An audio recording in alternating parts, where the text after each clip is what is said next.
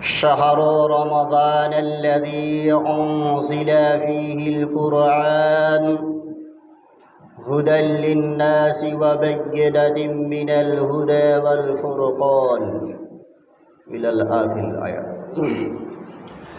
أقام قال الله تبارك وتعالى في كلامه المجيد: أعوذ بالله من الشيطان الرجيم. بسم الله الرحمن الرحيم.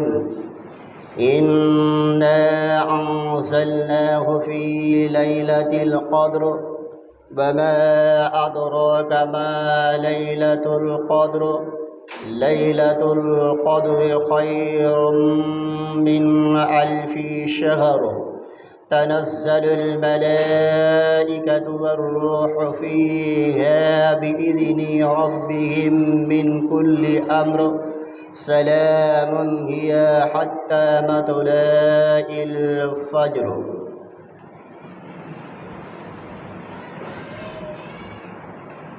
وعن أبي هريرة رضي الله عنه عن النبي صلى الله عليه وسلم: من قام ليلة القدر إيمانا واحتسابا غفر له ما تقدم من ذنبه.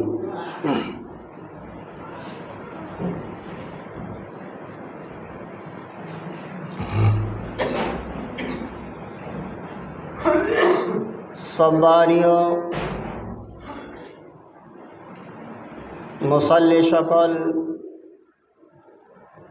যাবতীয় হামদ সানা সত্য সানা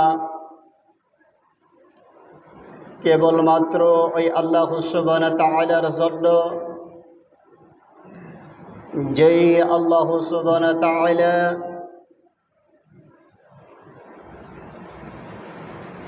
আমাদেরকে এই অতীব গুরুত্বপূর্ণ মাস, রহমত মাগফিরাত বরকতের মাস দয়া করে মায়া করে আমাদের ওপর রহম করে এই মাসকে দিয়েছেন, সেই মহান আল্লাহ সুবহানাহু ওয়া তাআলার শুকরিয়া আদায় করি, সকলে বলি আলহামদুলিল্লাহ। অতঃপর বিশ্বনবী মুহাম্মদুর রাসূলুল্লাহ সাল্লাল্লাহু আলাইহি সাল্লামের ওপর শান্তির ধারা বর্ষণ হোক, সকলে বলি আমিন। আল্লাহুম্মা সাল্লি আলাইহি আল্লাহুম্মা বারিক। প্রিয় সবারই উপস্থিতি, আজকের বিষয় দুইটি সাবজেক্ট নিয়ে আলোচনা করব ইনশাআল্লাহ তাআলা, যদি মহান আল্লাহ সুবহানাহু ওয়া তাআলা তিনি আমাকে তৌফিক দেন। তাওয়াক্কালতু আলাইহি উনীব।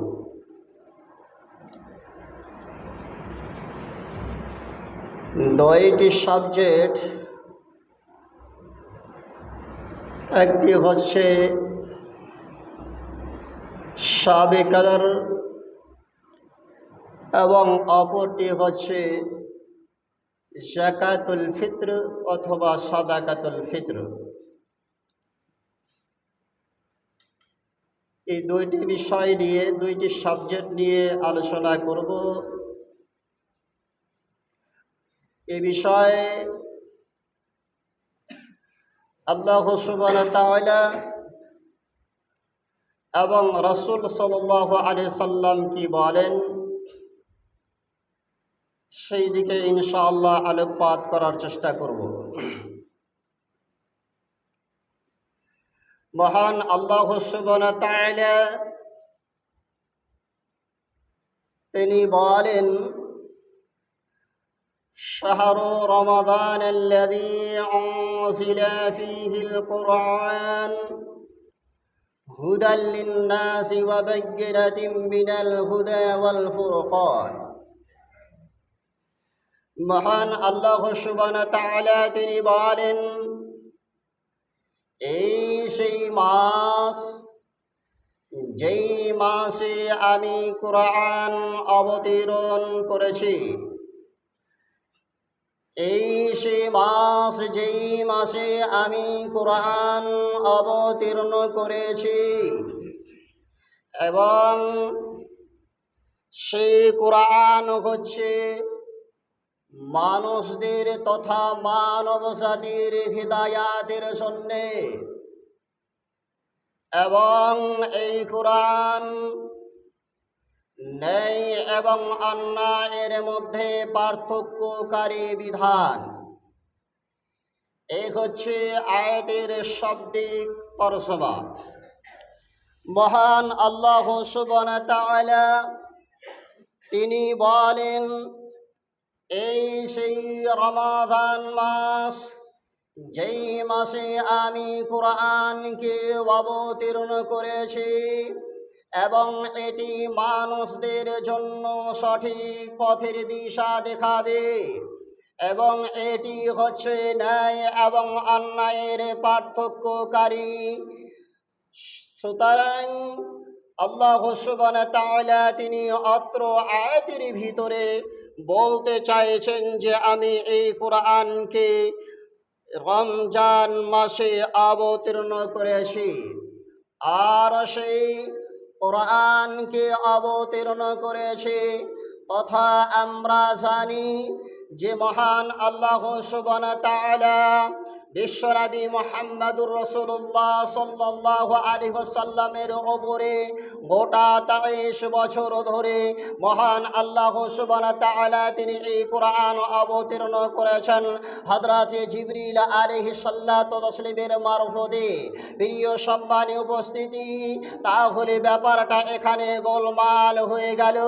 মহান আল্লাহ সুবহানাহু ওয়া তাআলা তিনি বলছেন আমি সেই কোরআনকে রমজান মাসে রাত্রিতে অবতরণ করেছি এবং এবং এবং ইতিহাস দ্বারা যেটি বুঝতে পারা যায়, ইতিহাস ঘেটে যেটি অনুমান করা যায়, ইতিহাস থেকে যেটি প্রমাণিত হয় যে মহান আল্লাহ সুবহানাহু ওয়া তাআলা বিশ্বনবী মুহাম্মদুর রাসূলুল্লাহ সাল্লাল্লাহু আলাইহি সাল্লামের উপরে গোটা 23 বছর ধরে হযরত জিবরাইল আলাইহিস সালাতু ওয়াস সালামের মারফতে কোরআন অবতরণ করেছেন।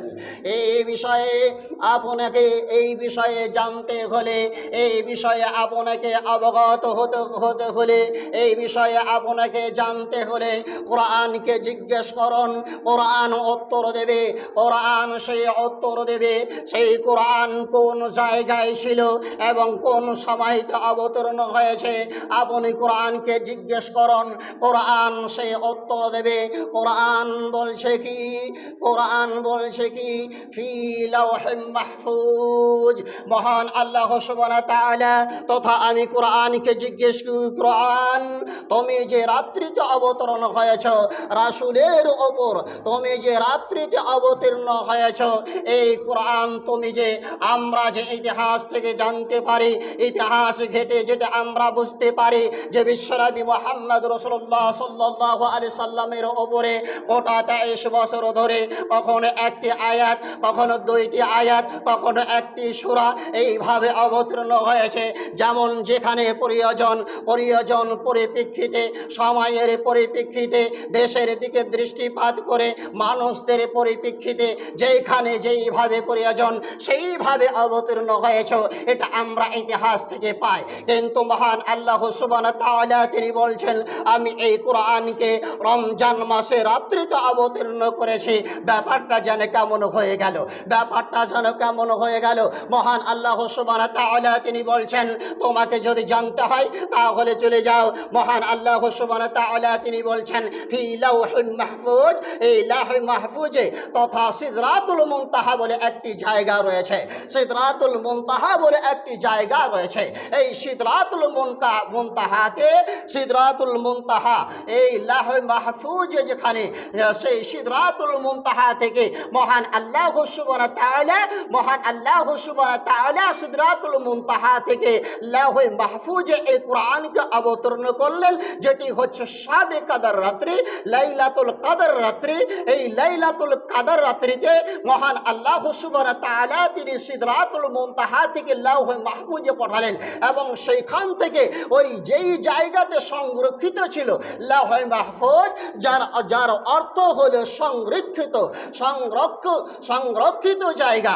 এই সংরক্ষিত জায়গা থেকে মহান আল্লাহ সুবহানাহু ওয়া তাআলা বিশ্বনবী মুহাম্মদ রাসূলুল্লাহ সাল্লাল্লাহু আলাইহি সাল্লামের কাছে হযরতে জিবরাইল আলাইহিস সালাতু তাসলিমের মারফতে অবতীর্ণ করেন।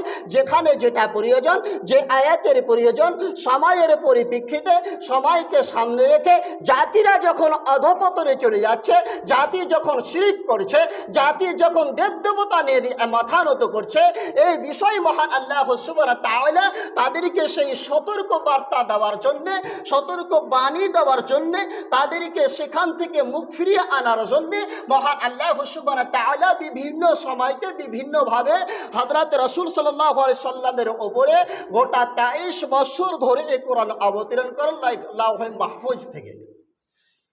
প্রিয় সম্মানীয় উপস্থিতি, তো কোরআন আল্লাহ সুবহানাহু ওয়া তাআলা সিদরাতুল মুনতাহা থেকে লাওহে মাহফুজে এই শাবে কাদর রাত্রিতে, লাইলাতুল কদর রাত্রিতে অবতরণ করেন, এবং সেখান থেকে ধীরে ধীরে গোটা 23 বছর ধরে মহান আল্লাহ সুবহানাহু ওয়া তাআলা হযরতে জিবরিল আলাইহিস সালাতু তাসলিমের মারফতে বিশ্বনবী মুহাম্মদ রাসূলুল্লাহ সাল্লাল্লাহু আলাইহি সাল্লামের কাছে পাঠান। এবারে আসি